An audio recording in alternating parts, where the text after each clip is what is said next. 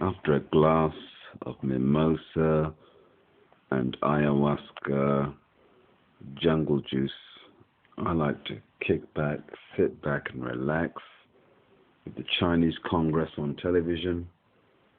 Meanwhile, I finish reading Singing in the Rain, published by the British Film Institute, 21 Stephen Street. It says here, yet there is an unimpeachable historical precedent for the insertion of numbers which interrupt the main thrust of the dramatic narrative.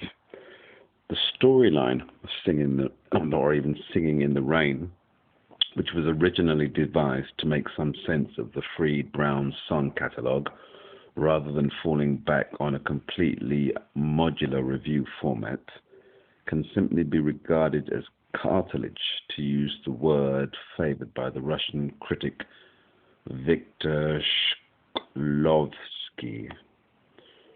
Shklovsky, that's a mouthful, argued that the integrated word of literature was a historically specific idea, stay with me, which developed for reasons internal to the evolution of literary form. If we look back far enough, we can find works which are basically short story collections and joined together by the cartilage of a framing story.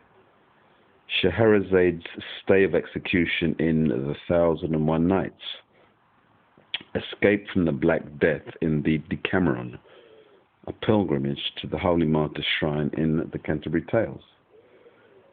Over time, the role of the framing story began to grow, and its protagonists, from being masters of ceremony, MCs, or anchor persons, so to speak, began to become the principal subjects of the work, with the emergence of the picaresque novel. Now the embedded material began to be viewed as merely interpolation or digression. Nevertheless, this material remained prominent in many great works. Consider, for instance, Cervantes' Don Quixote, Sterne's Tristram Shandy, or Melville's Moby Dick. Shklovsky believed that the idea of total integration was specific to the Victorian novel, and was bound to be challenged again in the 20th century, simply in order to renew the form and, through the new principle of montage, introduce a fresh way of looking at the world. Thus, Singing in the Rain, based round a song catalogue, takes us back full cycle to Chaucer on Boccaccio. Well, I never. You learn something new every day. In the world of theatrical musical comedy, 3 subgenres reflected different stages of development towards integration. Revue had a very loose, non-dramatic framing structure. Mainstream musical comedy introduced narrative and character, but still treated musical numbers as interludes. Operetta strove towards a more integrated form.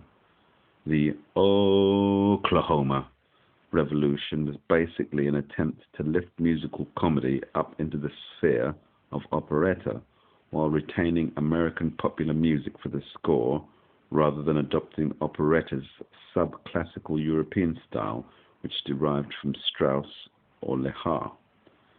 It is significant that there was an implicit hierarchy among these 3 subgenres.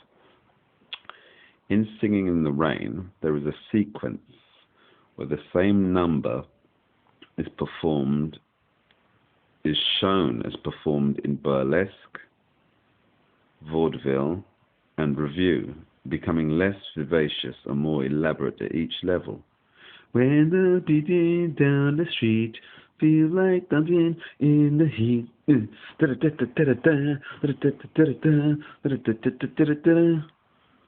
Yeah, I remember the number.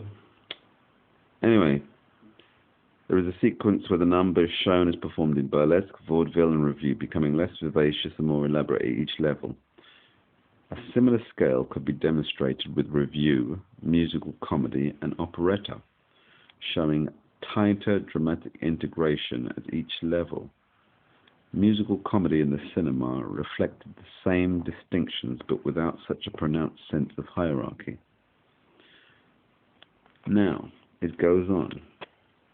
It says here, Gene Kelly's aesthetic, however, was more complex and, although it reflected a drive towards dramatic integration, there was a contrary pull towards creating what we might call a composite work.